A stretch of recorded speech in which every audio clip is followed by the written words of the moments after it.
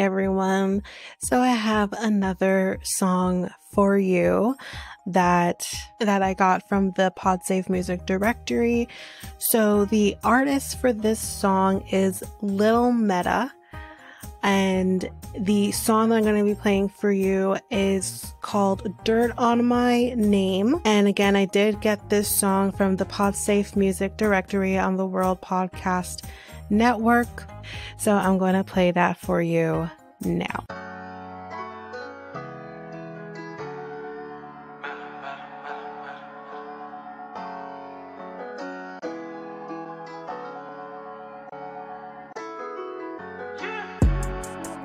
I've been down on my luck, but she bring my spirits up. Hot plate of food, you can tell it's made with love. Diamond bezels in the morning when she wake me up. When I'm with you, I feel like everything's okay. Ever since my brother died, I've been feeling this pain. If I sell my soul and run the world, what do I gain? They tryna throw dirt on my name. Wanna see me shackled and chains. They'd rather see you down and up. Nowadays, you can get hurt for showing love. I'm just trying to get my mind off things. Do you love me or not? Got no time for games. She love it when I pull her hair and smack her ass. She a real one, she don't even really want the cash. I don't really know what's going on with me. Thinking about her lately, losing focus. Focused on my goals, I can't have my heart broken. Smile on my face and she ain't with the drama. I ain't with the drama, no. I just want peace, what don't kill you make you stronger. Should I give my heart away? Should I throw it all away? Should I go the other way? I've been down on my luck, but she bring my spirits up. Hot plate of food, you can tell it's made with love. Diamond bezels in the morning when she wake me up. When I'm with you, I feel like everything's okay. Ever since my brother died, I've been feeling this pain. If I sell my soul and run the world, what do I gain? They tryna throw dirt on my name. Wanna see me shackled and chains.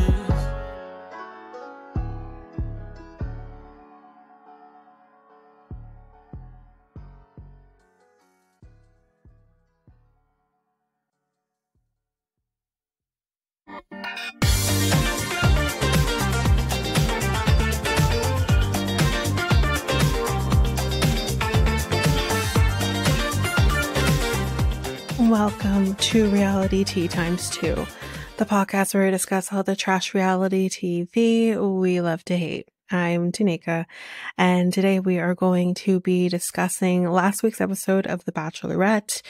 The most recent episode only aired yesterday because I'm recording this on a Tuesday. Will follow shortly. So I'm doing pretty good with my timing, or at least with notes and stuff. So hopefully we're able to get things out to you fairly quickly. But before we hop into the episode, I do have some hot goss and an announcement. So I will be doing the hot goss first, and then I'll do the announcement. There is another thing that will kind of come in the middle of the episode, so I will talk about that while we talk about the episode. But this is Bachelorette related. If we remember Jed, who ended up winning at the end of Hannah Brown's season, if you remember, this guy clearly wasn't in this for the right reasons. He made that fucking clear to Hannah. But this is definitely a name and a face I have not seen since Hannah Brown's season. But Jed has recently gotten married to his now wife, Ellen Decker. So they tied the knot on Saturday, July 20th, so that's about 10 days ago, during a 3-day celebration in Chattanooga, Tennessee. The black tie wedding was held at an Italian-style villa that featured panoramic views. Quote, "When we saw the woodlands at Howe Farms, we fell in love." This was said by his wife. "We loved that it had European charm, but was located close to home." The pair wanted their guests to feel welcome and connected during the festivities, which were spread out over several days. Quote, "This allowed us to really stay together on our wedding day, which was a top priority for us." Festivities kicked off with a welcome party the Thursday before the wedding at the Winston rooftop before and intimate and joyful rehearsal dinner at their venue the following night. On the day of the couple's nuptials, a touching last-minute addition was made to the ceremony. Decker's, his wife, father, drove her to the ceremony in a 1947 Hudson. Wyatt said he, quote, felt the tears start rolling when he heard the car approach. Nothing in my life could have prepared me for the moment her father helped her out of the car. He adds, it was also funny because before she got out, all I could see inside was a giant white fluff ball due to her dress being basically piled on top of her. Her dress is actually very gorgeous. Well, there are photos, of course. The bride walked down the aisle to a string quartet before the couple exchanged emotional handwritten vows during their ceremony. We were able to share such an intimate moment with our close friends and family. In another touching detail, Mike Schmastroberty, I hope I said your name right, who introduced the bride and groom to each other 5 years prior, officiated the wedding since he was the, quote, sole reason we both found each other. Ramblewood events helped bring the couple's vision to life, while Happy Jewelry designed the pair's wedding bands. The bride wore 3 different dresses for the big day, so you will see them in the pictures I post. I love the idea of playing dress up, so I had so much fun trying on dresses and opting for doing 3 dresses throughout the night. For the ceremony, she chose a custom Nicole and Felicia ball gown with a floral skirt. Quote, I was absolutely obsessed when I tried on the dress and knew it was the one. Later, she changed into a Justin Alexander mermaid vibe dress for the reception that made her feel so feminine and beautiful. And finally, for the after party, she chose a sparkly gold Mila Nova dress with a classy slit. I wanted something that was fun yet comfortable. Wyatt opted for a sleek white tuxedo with black details and bow tie. During the reception, guests dined family style on a 3-course dinner, including pesto tortellini and sliced sirloin with chimichurri. Both of their fathers, the best man, Sam Hall, and maid of honor, Molly King, gave speeches that were filled with laughs, tears, and memories. While the newlyweds spent the last year trying to pick a song for their first dance, they ultimately chose, wait for it, an original song written for Decker by Jed himself. Any surprise? Not at all. The song was called Something Like You, and it was recorded with the help of their friend and producer Josh Barker, and, quote, it was one of our favorite moments of the wedding. They kept their cake cutting private, which was a peanut butter cup flavored, I don't know about that, and also featured churros and tiramisu for the dessert. The weekend ended with a farewell brunch on Sunday. Among the guests were Paul DiGiovanni, Katie Stevens, Dylan Barber, Hannah Goodwin, Barber, Garrett Powell, and Jackie Lee. So, of course, like I said, I have photos. I will post those once this episode has aired. But yeah, I still have other things I have to post as well. Give me time. Next. Again, this is just more reiteration on the MILF Manor drama that is currently ongoing. Eventually, I am going to have to stop talking about this because this is just grown adults acting childish. But more from Barbie, more so than anything. And this is an Instagram post that I may or may not post to the socials. I haven't fully decided yet if I'm going to do that, only because I just don't want to add more to it. I'm already doing too much. But this was an Instagram post that she posted, and it is addressed to Chris and Crystal. And she says this: the police department has recently contacted Chris and Crystal, cautioning them about potential legal consequences if they persist in harassment and fail to remove their videos. What? So before I continue, is this based on the fact that, if you remember, I did talk about Chris coming forward and doing an Instagram video addressing the situation with Barbie? Is that what she's talking about? Because as far as I'm concerned, he has every right to talk about his issues that he had. It wasn't just her relationship. It was also his relationship and his journey through the show. He has every right to discuss that. He wasn't talking necessarily, he wasn't like threatening her, or it didn't appear as harassment. If anything, he's addressing the harassment being directed at him and his family. And he literally said, stop engaging. with her. So how is that harassment? She's delulu. Okay.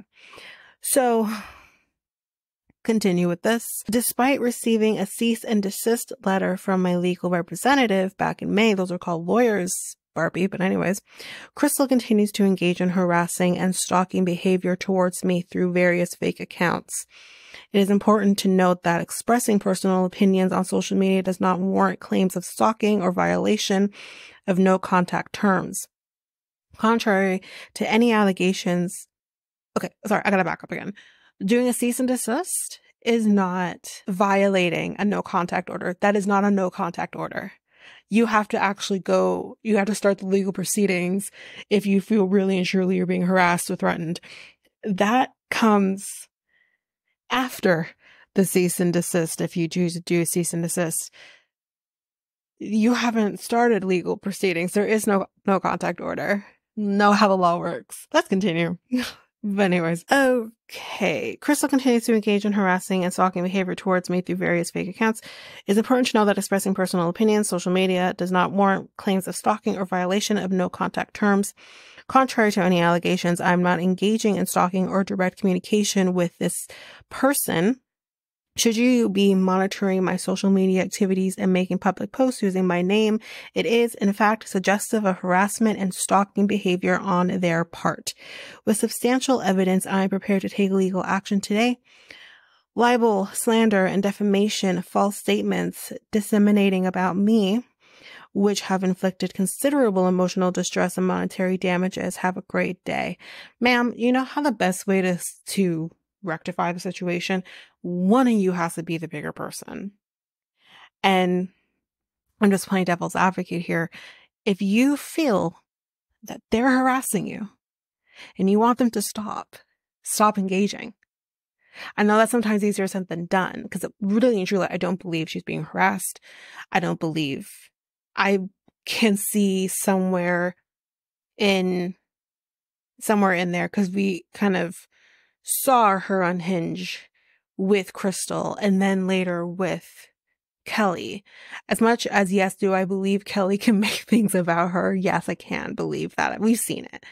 But really and truly, that fight came out of nowhere in the grand scheme of things, because Barbie didn't feel like she was the center of the attention. In all honesty, the reason probably Barbie came at Kelly in the way she did, like, how she was perceived on season 1 of MILF Manor is not who she is, I hope, anyways. You have to understand that that's a television persona. And you have the opportunity to learn about somebody outside of that television persona to some degree. And I feel like she kind of went out Kelly in such a way because she's like, oh shit, this person is going to steal my limelight. This is Barbie's time to have the limelight. I do believe that. So that's why I don't believe she's being harassed. I think she is trying to keep her name out there, which is probably why when it comes to the Barbie drama, it probably ends here. This is the last of it, is she's going to potentially start legal action against them. I'm done, because like, you're taking a step too far. Although I don't think any judge will ever take her case seriously and most likely get thrown out. But nonetheless, if you feel like you're being harassed, you cease and desist as best you can. And other circumstances, in real circumstances of being harassed and threatened, that's easier said than done. But it's definitely something you can try. I did try to do that. It didn't work for me either until I had to threaten them with police and whatever. But you do what you got to do. It's a start, and you're not doing that. So I'm kind of fed up with that.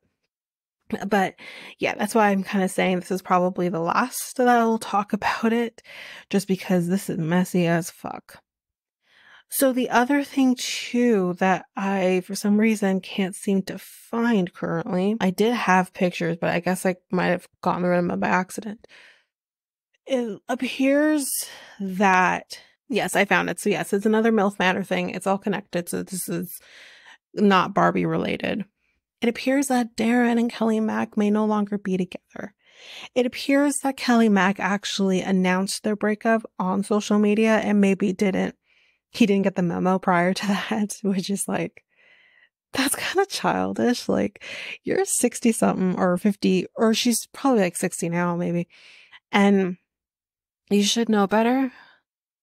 Like, you should actually break up with him and then announce it. That's kind of what I think. Because basically, I don't know much else about the whole situation with Kelly Mack and her announcement, but Darren has kind of come forward and says, it's with regret that I have to announce here that Kelly Mack and I are no longer in a relationship. Something I just found out myself at the same time you all did. I wish the story had a different ending, but I will respect Kelly's public decision to end our relationship. She's an amazing woman, and no matter what, I will always treasure the time we had together. I'll always cherish, respect, love, and support Kelly Mack because she deserves no less. As we individually move forward, I ask that you show respect and love to both of us while we transition into the next. It appears that the reason that Kelly Mack potentially broke up with Darren is because he may or may not be cheating on her with Lynette. Yes, I said fucking Lynette. Lynette seems to be... I still love Lynette on MILF Manor, but Lynette in real life does seem to be a little bit, how do I say, messy. She may or may not be fucking Lil Wayne. I don't fucking know anymore. But that's it. I'm done with the hot goss.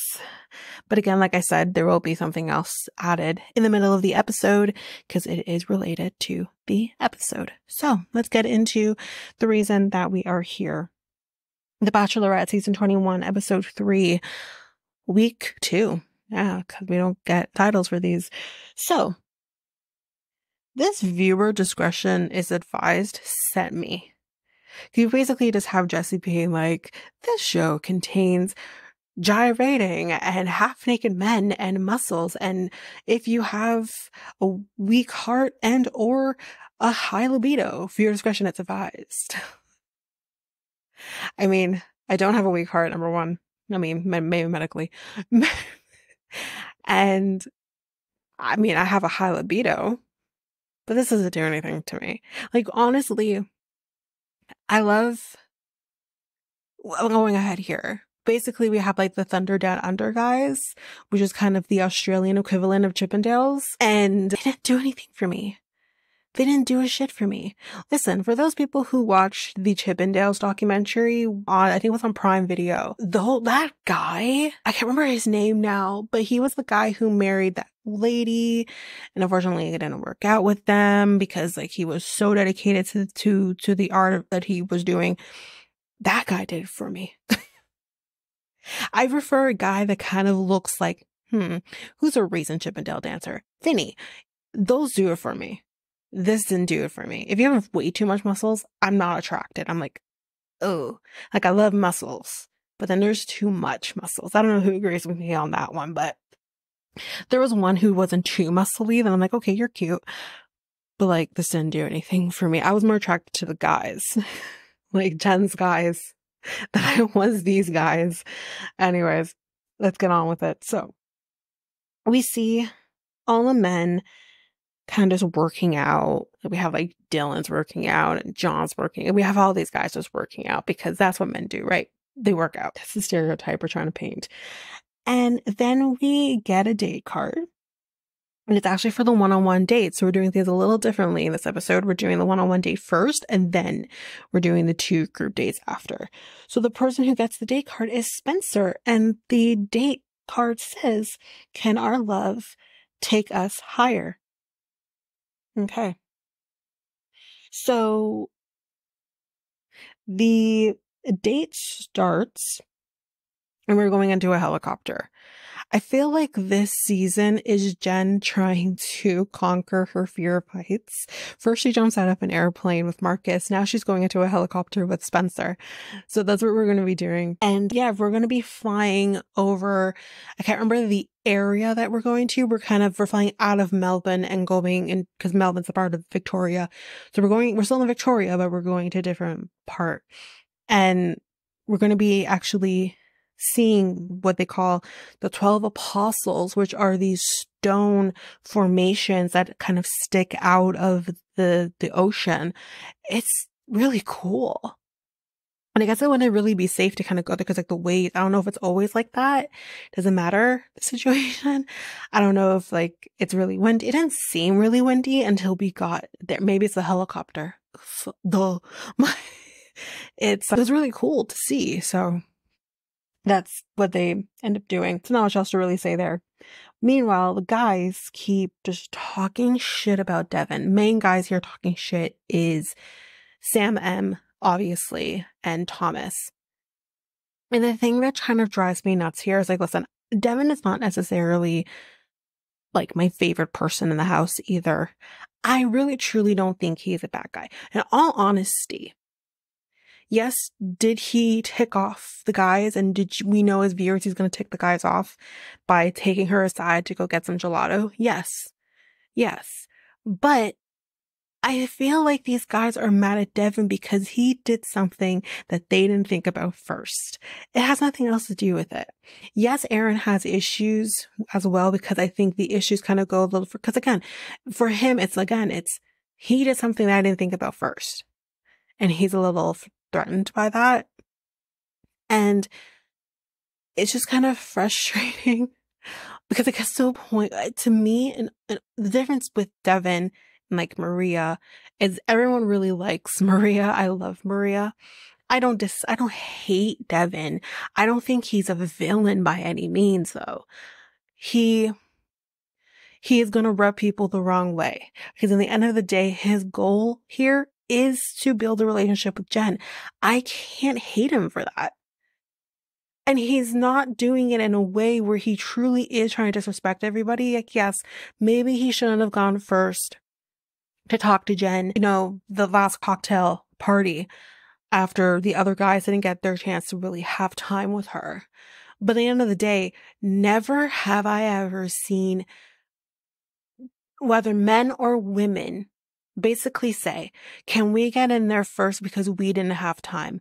You're not the first group of people who have to do a competition of whatever sort, and the losing people don't get to be there. Whether it's a one-on-one situation at the end of the day, or it's half of the group gets to go to the after party while the other half has to go back to the hotel or back to the mansion or whatever. That's not new. So the fact that these guys are just like, boo, we didn't get more time, so let us go in first. Like, shut the fuck up. You're crying fucking babies is what you are. Like, get over yourself. So this hatred towards Devin is becoming too much and is the level of Maria and Cindy. What's her name? Sydney? Whatever the fuck her name is. I don't care still. But that's the level here. Now, it's not as cutthroat as that was because not only was it Cindy, but it was also like her group of girls just like mean girling Maria, which is way worse in my opinion. But these guys are just and then they're talking shit behind their back, and it's like, you guys are acting like pussies. Actually, I shouldn't even say that because pussies are stronger than you. Like, it's ridiculous, these guys. But anyways, they're talking shit. So enough of that. Let's go back to the day for now. So we're at the night portion. We're again at another place that is very fucking echoey. What is going on? I have never noticed, like in previous seasons, this perpetual echo everywhere they go. Like, what's going on with the audio? I don't know. Anyways, but she tells Spencer how much she loves how like attentive he was with her. And he says, I have been engaged before. And like they went to go like buy a house together. Like they're doing the whole thing. Like they're creating their lives together until one day, 2 months before the wedding, she ends up going. So his ex-fiance ends up going to like a trip, whatever this trip was supposed to be, comes, I have theory. I'll get to that in a minute. Comes back to their home and is like, you know what? I really need a minute. I need some time to myself, even though she just came back from a fucking trip, but she needs time to herself. And she ended up staying with her parents. So we think. And then he's kind of confused and thinking like, where is this coming from? And I don't know what persuaded him to go from that point to checking on things, but he ends up checking on things and realizes that she has been cheating on him for a long time. And that was the end of their engagement, obviously. I have a theory. I don't know her. I don't know her at all. But here's what I'm going to say. She was definitely on a trip with the guy, right? That's what happened here, right? And she didn't actually go back to her parents' house. She must have gone back to that guy's house. Come on. Like, she probably thought, I don't want to be with Spencer no more. I want to be with this guy. And that's what probably happened. So fucked up. Anyways. So he says to this day, he still doesn't quite know the extent of the cheating. So that could be one of two things. We don't know how long she may have been necessarily cheating on him with one guy or cheating on him with multiple guys. I don't know. I don't know her. But damn, that's horrible. Jen asks, does being in a relationship now scare you? Like, do you think you're ready to be in a relationship? Because again, anyone who's been cheated on, that's something you can't come back from in the same way. You know what I mean? So she is curious to know, like, are you ready? And he says, like, he is ready to be in a relationship, being potentially engaged again. It doesn't scare him. So yeah, he's ready to go. I really want to believe him and hope that he is. I don't know how far removed from that he is now. Like, Aaron has only been like a year because he has a similar story. Spencer, I don't know. I don't know if it's been, I think it's been a few years, but like it's detrimental. Like like being cheated on, and again, not knowing fully the extent of it and having that feeling kind of bug you, even if you're so out of that at this point, that changes you. You're not the same. I think we all can agree to that.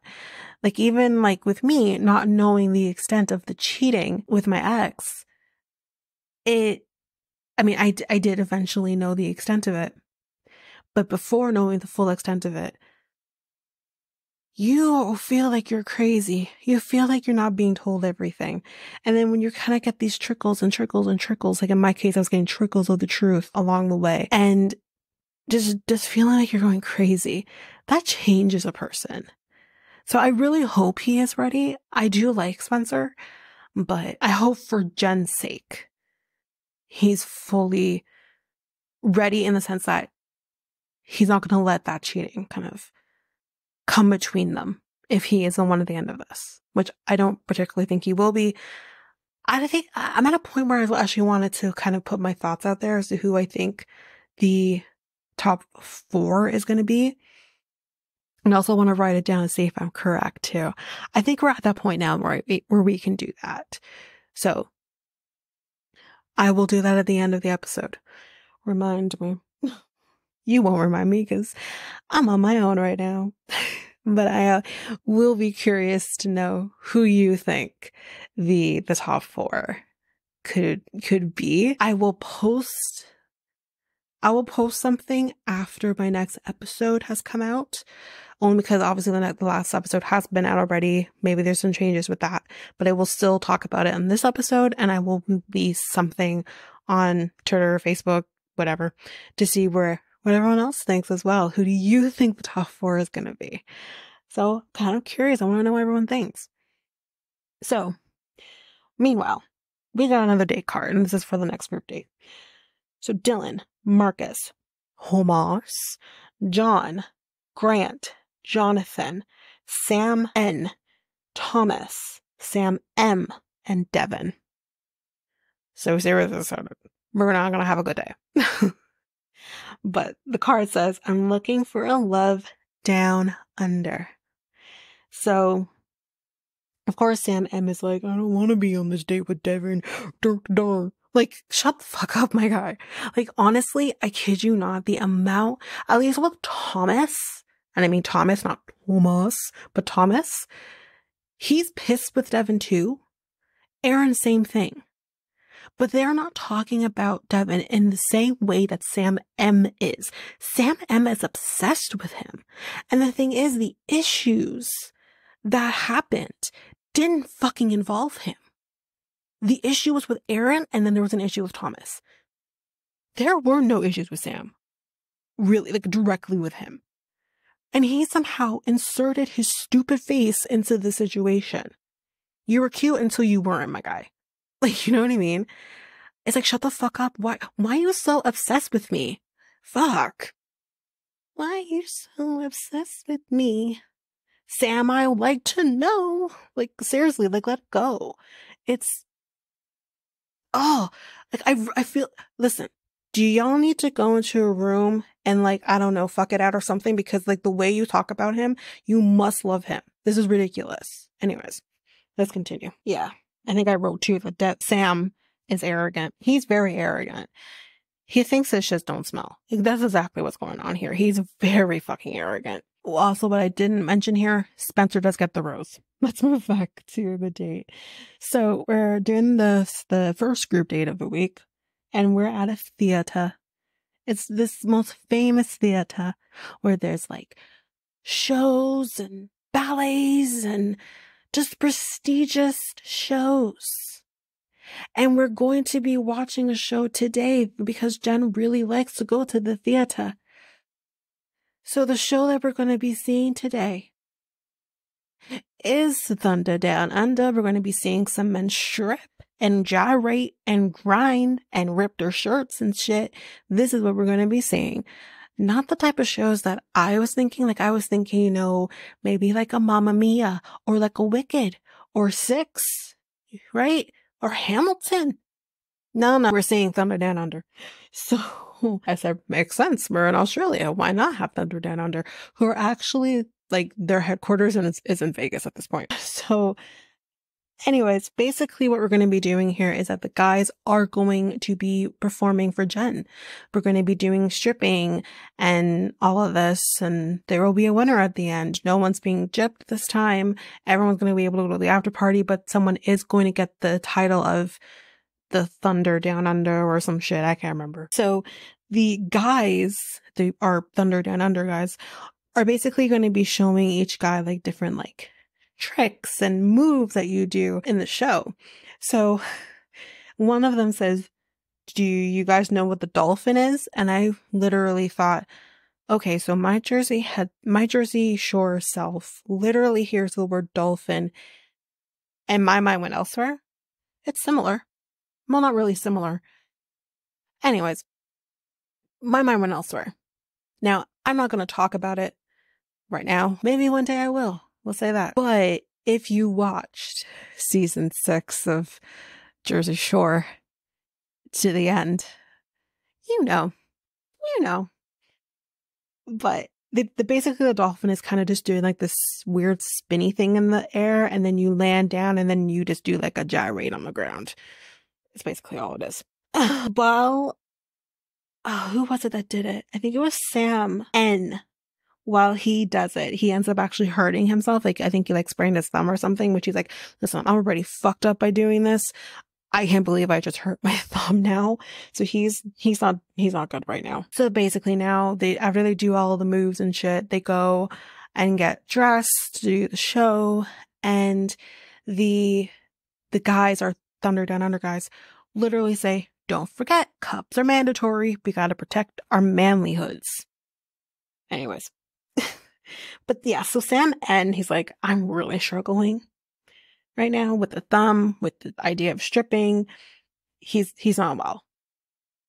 And he's like, I know I have to do this, but he's trying to figure out like what to do, right? And Devin is also a little bit struggling as well. This was mentioned in a previous episode. I don't think I brought attention to it, but we're going to do it now because he did. Again, he was a fat kid. And these are his words. He was a fat kid. He struggled with his weight. And I think in his mind, he still kind of feels like that fat kid, which I can totally understand. We're going to be talking about this again in tow with Sarper. But I always have an announcement. I will talk about the announcement where we take a break. But yes, he kind of is struggling with that because he's like, my body isn't like everybody else's body. And he kind of opens the jacket. They see, he's like, he has like the hair and he has like the dad bod and whatever. And it's like, it's not even so much about the fact that you don't have abs or you don't like, or whatever. Personally, for me, I mean, I've been with, sexually anyways, I've been with guys with abs. It's not, it's nice to look at. Don't mind me wrong. It's nice to touch maybe, but it's not like the end all be all, right? I prefer a dad bod. I mean, my man doesn't have abs. I mean, he has muscle, but he doesn't have abs. I don't need him to have abs. When we met, he had more of a dad bod than he does now. Like, it's not the end all be all, right? Okay. So then the show begins and there were sister bachelorettes in Australia that are joining the show. They're going to be judges. Why can't we do something like that? Because you know that would be fucking messy. But anyways, so Sam M, like I said, is so upset with Devin because he's still talking shit. Dylan is the first guy that goes, and he is the CE make you O. That's his persona. Jesus Christ. Marcus is can't read my handwriting. Something about anyways, Marcus is basically an astronaut. Oh, I got it. He's the Neil Real Strong. That's what it is. So he's doing an astronaut because he says, well, I wanted to be, like, one of his dreams was to be an astronaut, right? So that's obviously not going to happen. So now he can be an astronaut in the Thunder Down Under. So we got Thomas, who is the Snake Whisperer. We have Grant, aka Mr. 8 Rounds. Jonathan is Mr. Fiery Cheeks, because after all, we have seen his cheeks. Sam M, Chef Fluster. This is going to come back. The Bachelorettes, who I'm just referring to, the sisters, is that, are definitely noticing the chemistry between Sam M and Jenn. And they comment on it. And she says, yeah, I mean, there is quite a bit of like sexual tension between them. And they give her really good advice here, because I think this is something a lot of us needed to hear, especially in our 20s. It's okay to have that sexual tension, but the foundation needs to be the emotion. So they say to her, don't do it. Be very careful. And they say, we did the same thing, went with the guy, or at least one of them said, went with the guy who she had the sexual tension with. And it didn't work out. So you can't go with the guy you have the sexual tension with. It is not going to work, because once that tension is hosed the fuck down, what do you have left? And what we'll notice too in the after party is their conversations have really become very surface. I actually want to know, do they know each other? Has he ever gotten somewhat deep with her, emotionally speaking, with who he is? I don't know. And that's an indicator that there's nothing here with him. Unless you can somehow try to get past that, there's nothing here with him. So I thought that was really great advice from them. So then we have Devin. And I didn't catch his name here, but it's something about detective or something. And he's just grinding in her face, and he's having fun. Like, he has this huge smile on his face. He's having fun. Jenn seems to be appreciative of him just having fun. I think that's really kind of all you can ask for from him. And then we have, oh no, sorry. The bachelorettes say to her, he's got some BDE, because like, what? For him to be that confident to just shove his dick in her face. But anyways, Sam N is next. And he's obviously kind of been struggling here. And his persona is just strictly love virgin, which is also what we've been calling him.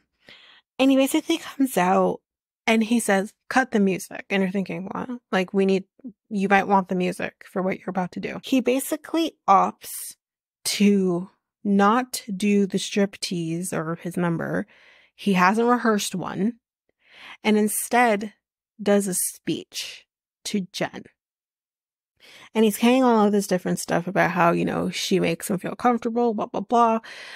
The main thing here that I want to mention, because it has, this is the main thing, and I think will be cause of some drama in the episodes to come, as long as he's there, is he says to Jenn, I'm falling in love with you.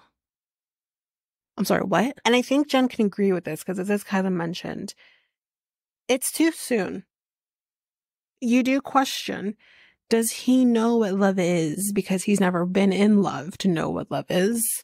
But at the same time, it's like, if he's feeling something, that's really great. But I just don't know if you can say love. Love's a very big thing to say. So, especially under this pretext. So it's just, I'm not trying to say he's being disingenuous, but what I am saying is that I question, do you really know what that is? But then at the end of the day, that is for him to figure out and for Jenn to figure out, which is something else another guy says later. I can't remember who it was, but someone does say, that's not my problem. Like, yes, maybe it's too soon and we got some questions, but it's not my problem. That is his problem to deal with. That's something that Jenn to deal with. I'm not thinking he's a bad guy or he's doing this to manipulate or anything like that. I honestly, what's probably the worst part about this is if he actually isn't feeling that way, he used this as a way out of doing the striptease. And that's kind of weird. I don't like that. But I don't think in his core, he's a bad guy. But anyways, the person who gets the title of Mr. Love Down Under, that is the title, is Jonathan. So that's who wins. So it's the after party now. Devin is like, y'all liked my ass. It's funny. And the guys are like, not even a fucking little bit. Okay. And he's going to talk to Jenn. And he says, I definitely was struggling to get out there, do the number.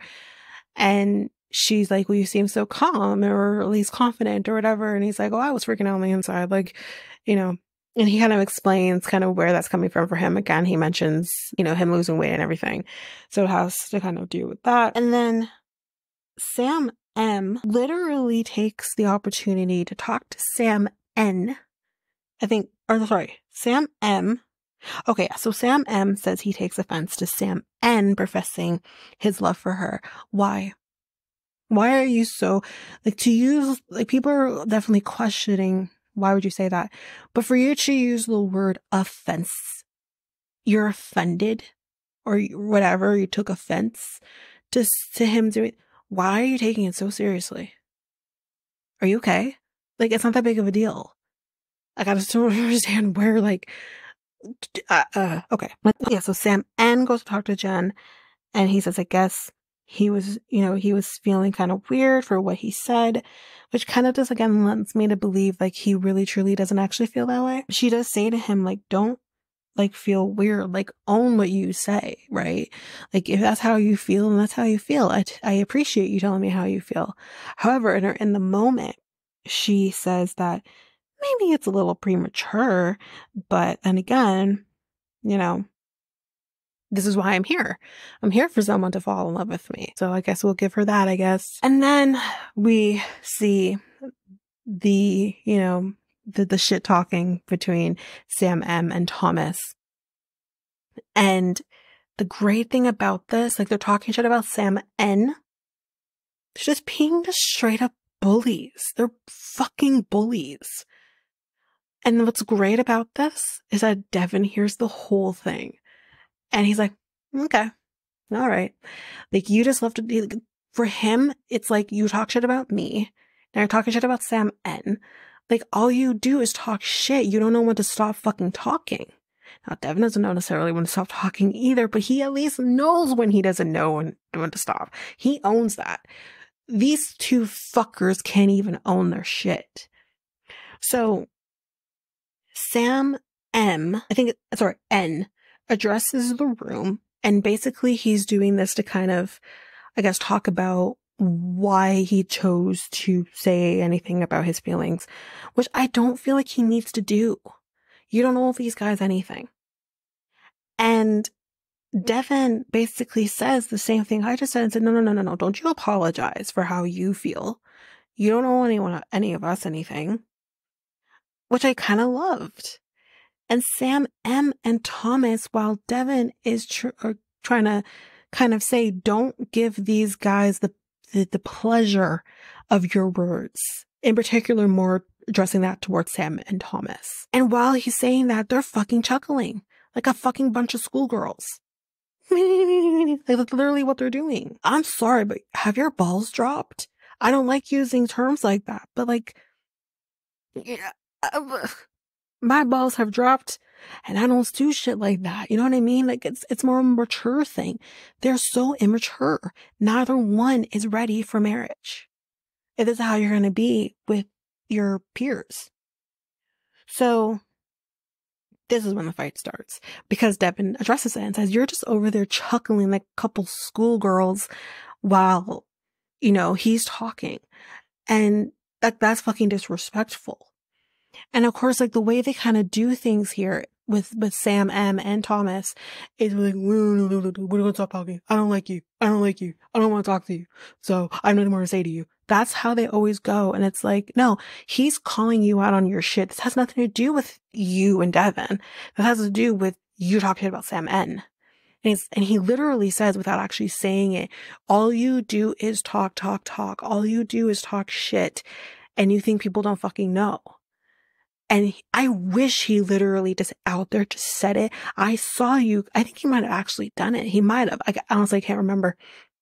But if he didn't, I wish he would have just said to them, I saw you out there talking amongst yourselves about this whole situation with Sam N. Why is it your problem what goes on in someone else's relationship? Do you not trust Jenn enough to make her own mind up and know that she's not going to fall into something like that? It's not only disrespecting Sam N, but it's also, like, in a sense, disrespecting Jenn and not thinking she has her own autonomy. It's so gross, these guys. So Sam ends up talking, I think Sam M talks to Jenn and says, you know, you don't fluster me, because she kind of talked about, like, this is basically their conversation. She's like, oh, I make you fluster. Like, I don't make you flustered.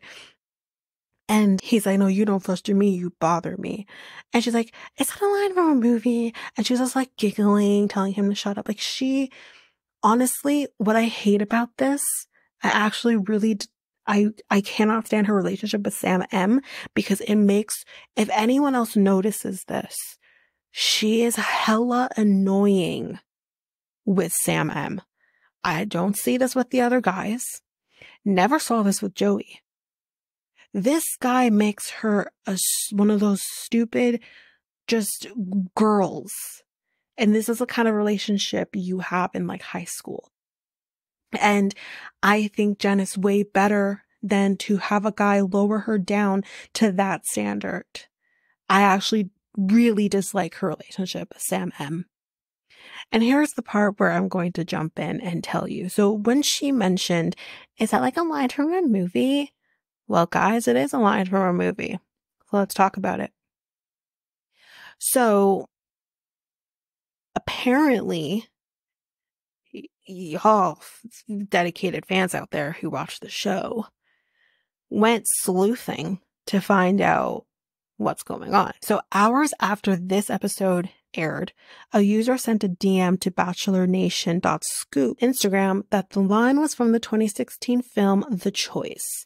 Now, this is kind of more of a, I definitely have seen this movie before. Actually, this movie was just on TV a few weeks ago as well. So I know which movie this is, because to me it also sounded very familiar, but I couldn't quite figure out which movie it was from. But yes, I saw like the screenshot of the movie, so I recognize it. So again, that's The Choice. And in the movie, main characters Travis, played by Benjamin Walker, and Gabby, played by Teresa Palmer, share a smooch. And Gabby says, "Why'd you do that?" And Travis replies, "Because you bother me." That is it. And I'm sorry, that's corny as fuck.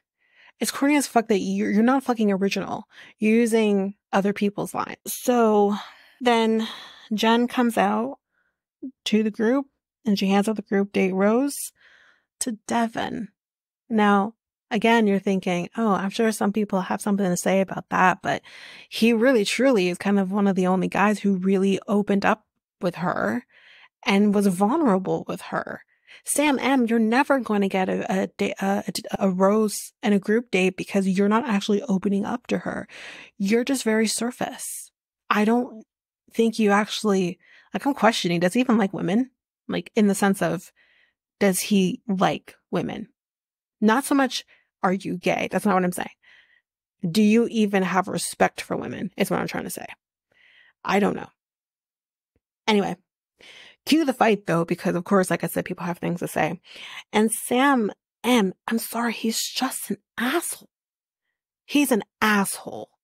And so is Thomas, but Sam's level is different because he's like obsessed with this. But he's just laughing at Devin and whatever. So that's basically it. That's the end of the group date.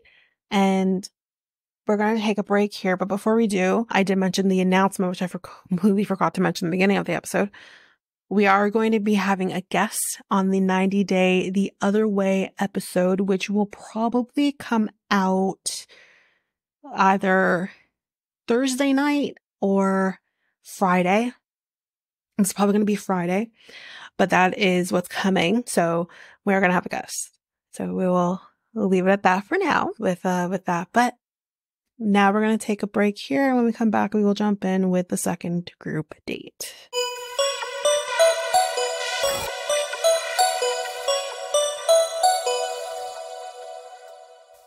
And I am back. So let's tackle the second group date. But before we head into the second group date, Aaron, we can hear, is on a phone call with somebody, kind of talking about some dates for classes that he could finally do. I guess these are things within the Air Force. I believe he's in the Air Force, right? And basically he has to decide by tomorrow whether or not he is going to be doing the classes or not. Does have to, if he does decide to do the classes, like basically they start the next week, which means if he goes, he would have to leave. He'd have to leave. So now we're on the second group date and we are at a racetrack. And basically what we're going to be doing is each guy is going to be able to drive the race car with Jenn in the passenger seat, and whoever does the lap the fastest is going to be able to get extra one-on-one time with her before the after party. So the guy who's going to be doing like the training with them, he basically asks, so who can drive stick? The only person who raises their hand is Aaron. And then he also asks, who's used to driving on the right-hand side? Again, the only person who raises his hand is Aaron. So then they're just kind of doing their time learning and whatever. And I can't remember who it was it Hakeem? When he's doing his training with the pro guy, he's like, more throttle. And he's like, what's throttle? My guy. I mean, come on. Even I know what throttle is. Gas. More gas. So now it's the competition. And Hakeem does his lap in 1 minute and 31 seconds. Austin does it in 1 minute and 20 seconds. Jeremy, is he stalling out? What's he doing? No, he literally just stopped so he could kiss Jenn, which basically puts his time at 3 minutes and I think 31 seconds. So what if? He's definitely on the losing side of things. Then Aaron does his, but at first we don't know what his time is because we're thinking he's probably going to win because he's used to driving stick. He can drive on the right-hand side. Like, he's used to all of that. So we're thinking, okay, he's going to win. No. Austin ends up being the winner. So Aaron's time was 1 minute and 23 seconds. So if you remember, I said Austin's time was 1 minute and 20 seconds. Aaron literally lost due to 3 seconds. That sucks. So he's a little bummed because he obviously wanted to have this one-on-one time to really solidify whether or not he's going to stay. So he unfortunately doesn't get that time, but you know, we'll see how things go in the after party.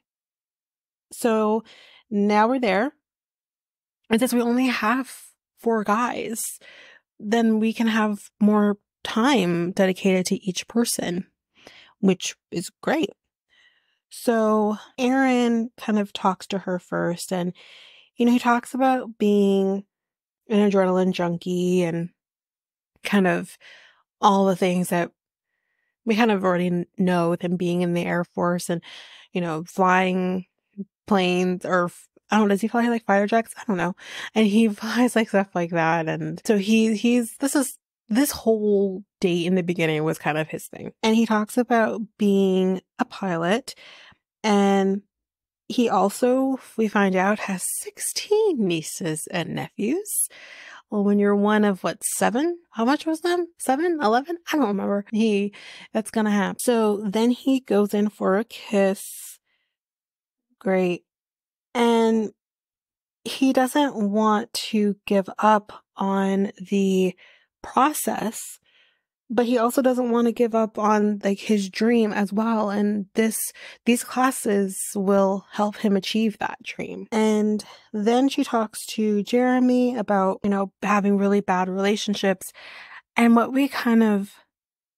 I think with Jeremy kind of kicks off these types of conversations where a lot of these guys kind of really talk about the kind of more toxic relationships they've been in, which really puts her in the mind frame of, fuck, these guys all have really kind of toxic relationships in their past, and she can relate because she kind of did too. So it kind of just puts her mind there, and I don't know, it seems to really affect her in some way. And because we kind of hear about Nick's kind of situation, which, is it just me, or does Jeremy look like Nick Vile? Am I the only one? Because I really think he looks like him. Hakeem talks about his parents' relationships being pretty abusive. Austin has been cheated on, and he says, I don't think I've ever really truly been in love. And then she comes back in, and she ends up giving the group date rose to Jeremy. And unfortunately, Aaron kind of feels a way about this because he's like, I really wanted that rose to solidify the choice that I'm going to make here with, do I stay or do I leave? So because of this, it's really making him kind of second guess if he's gonna stay. So now it's the cocktail party, and Aaron is definitely feeling very conflicted, but I think really and truly he's made up his mind. And Austin talks to Jenn first, and he tells her that I want to be, I said Austin, Aaron. He talks to her first, and he tells her that I want to be engaged, that's part of what I want in my life, but, I also want to do the things that I've been dreaming about, which is the training that can get him into his dreams. So because of that, he is choosing to follow his dreams, which means he is leaving. And Jenn kind of understands. She doesn't want him to ever resent her in the future if he were to go the distance. So, definitely do what you got to do. And he does end up taking like his final time with her to basically say, listen, not everyone here is necessarily ready to be married. He's like, I won't name names, but he says like, they're either A, not ready to be here, or maybe, she asks him, are you saying that they're not ready for marriage, or are they just not here for the right reasons? And he says both, but that's not what you said initially, because those are two different things, really. But she says, like, that's not fair. Like, if you're going to say something like that, then give me more than just, some people aren't ready to be here. And obviously he's talking about fucking Devin. Maybe even Sam N. Like, you know what I mean? And he's like, no, like, I'm not going to say who it is. I think that's for you to figure out. Well, then, if you think that's for her to figure out, then don't say anything. If you're leaving, leave. Just fuck off and go. You didn't need to kind of say all of this to her, because it puts in her mind that, am I getting this all wrong? I'll tell you who is not here for the right reasons, or potentially isn't ready for this. Sam M. But she completely misses the boat with him. That's who's not ready. So I don't know. She does feel like this part of the conversation was pretty disingenuous. I agree. So he leaves. And then she's going to the guys, and she basically says, like, Aaron left for personal reasons, but he also kind of upsets me that maybe some of you aren't ready. She's like, I'm here to be married at the end of this. If you're not, then please leave. Leave. Like, you don't need to be here. So she then just asks Marcus if he wants to talk, because at least we can kind of agree. He's one of the only people who really truly are here for her. And as they kind of walk off, the other guys are like, what the fuck? Like, why did he say that? And while the guys are kind of spiraling and kind of expressing their frustration, Sam M. just has to be, again, that guy that just says something, because he always has to say something. And it's like, he wasn't talking about you because you guys are bros, but because he's like, he is my friend. If he felt like he had to say something, then he had to say something. No, he didn't. He's choosing to leave. He didn't have to say shit. So the call with Marcus goes well, as to be expected. So back with the guys. Sam is like, to Devin, like, I don't like you. I don't like you. Kind of the same bullshit he said during the date. I don't want anything to do with you. But this had nothing to do with you or Devin. Everyone is not spiraling, but everyone's expressing frustration about what Aaron said, and are kind of saying they kind of wish Aaron didn't say anything, because it's kind of unfair to her to say something like this, because sure, you might be throwing shade at whoever you're trying to throw shade at, but you're also affecting her. You don't care about her. You're causing her to spiral about something that maybe she doesn't need to spiral about. That is what the guys are saying. And somehow Tweedledum and Tweedleidiot are literally making it about them. And it doesn't need to be about them. I mean, initially, Devin wasn't trying to make it necessarily just about him, but Sam M somehow has to make it about him. And then, of course, you have Thomas, who's literally like, can't you ever not have the last say? And it's like, I can't with these idiots. So then Sam M is talking to Jenn. I kind of already talked about this. She kind of misses the boat that he's probably one of the issues. But he's like, yeah, I'm feeling really low tonight because Aaron was one of my boys. I'm like, fuck you. And she's like, did my speech rattle you? Did you have something like that to say to Marcus? This is what I mean. What is your relationship with this guy? I mean, fuck, like, even the ones that were like annoying like Sam is, there was at least some form of something, Like, this feels so fucking surface. But he's like, nope, because it didn't apply to me. It should have applied to you. Anyway, then she talks to Devin. Again, that's another good conversation, so nothing to really speak to. Meanwhile, the guys are still kind of bickering back and forth about this whole thing. And it's like, you guys are fucking ridiculous. And thank God for Spencer, because he's literally like, listen, guys, shut the fuck up. This isn't about you. This isn't about him. Like, enough. Shut the fuck up. Aaron said what he had to say. Aaron's not here now, so look how we just end it. Thank you, Spencer. A mature man. Anyway. So with that being said, the cocktail party is now over, and now it's time to head into the rose ceremony. So let's get into it. The guys that she picks, again in order, this is excluding the 3 guys that already have roses. At the end of this, we're going to have 12 guys left. So let's get into it. First, Marcus, John M, Jonathan, Austin, who was definitely sweating a brick because he didn't get time with her, Grant, Sam M, obviously, Thomas, fuck my life, Dylan, and Sam N. So he's still here to live another day. So going home is Hakeem and Thomas.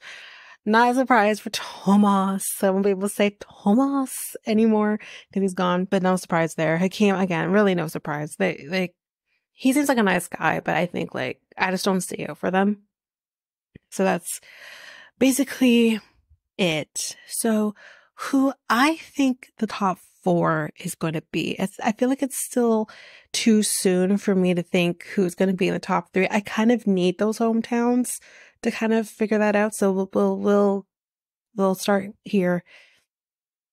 So what I think in terms of the top 4, I'm just trying to pull up my notes here so I can also write this down as I go. So with the 12 guys that we have, so the other 12 guys is we have, who got roses here? Devin, Spencer, and who's the other guy? Jeremy. Okay, so with that being said, Devin for sure is getting a hometown, I think. I think Grant is going to be in the top 4.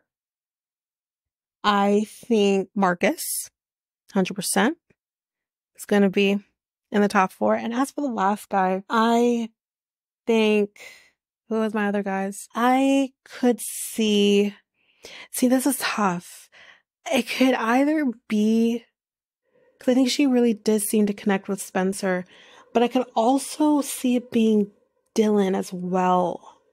So I'm kind of in this weird spot between the 2 of them, but I'm going to say Dylan. So that being said, this is before I've seen the last episode. We still have a ways to go here because we're only at top 12 here. So we'll see how it goes, see if I'm right. So this could be adjusted or whatever.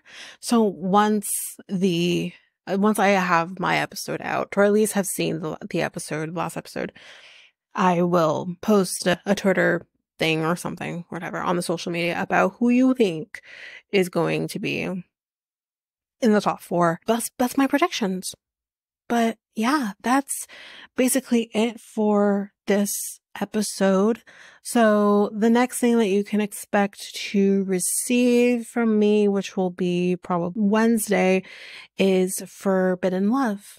And you probably will have HEA as well.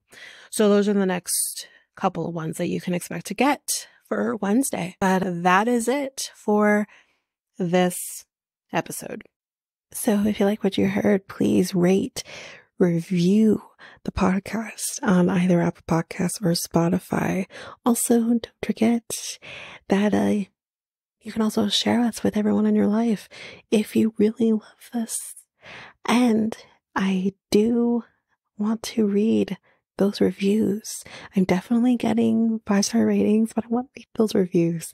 So send me those reviews and I will read those 4- and 5-star reviews on the podcast. Also, we're on every one of your favorite podcast apps, every one of them, including, you can find us on YouTube at Reality Tea X2. If you want to connect with us, you can do so by going to either Facebook or Instagram at Reality Tea X2. You can also find us on Twitter, TikTok, Reddit at realityt2 pod. We also have our email, which is at realityt2 at hotmail.com. Definitely want to hear from you guys. And we also have our new website where you can listen to all of these episodes. You can review the podcast on there as well. You can connect with me in any way, all the stuff. It's all there, and you can find me there at www.realityt2, all spelled out, .podpage.io. It's there. And don't forget, I also have my other podcast with my friend Mikkel, Next Take Podcast, where we talk about all kinds of different topics. But you can find us on any of your favorite podcast apps over there as well. Or you can also go to YouTube, and you go to Next Take Podcast, as well as our website, which is solo.to/Next Take Podcast. So yeah, there's that, and that's basically that. And again, don't forget, if all of this information is overwhelming, we do have all of the links, everything in our show notes. But that is it for now, guys. Thanks. Bye.